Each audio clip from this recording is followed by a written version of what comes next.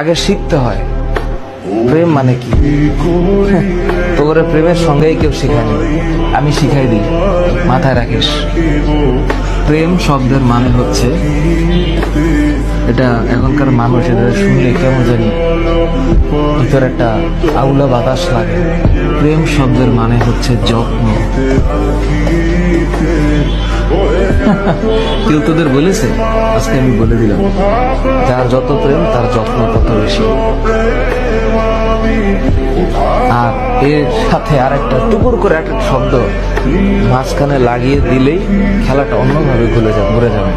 এই যত্নের বিশেষে আরেকটা শব্দ আছে দায়িত্ব, আর যত্নের ডান পাশে আরেকটা শব্দ আছে শ্রদ্ধা। হ্যাঁ, আর যত্নের উপরের দিকে আরেকটা শব্দ আছে, এটার নাম হচ্ছে আরেকটা জিনিস। এটা মানে এইটা এই সত্যতা, এটার নাম হচ্ছে প্রেম।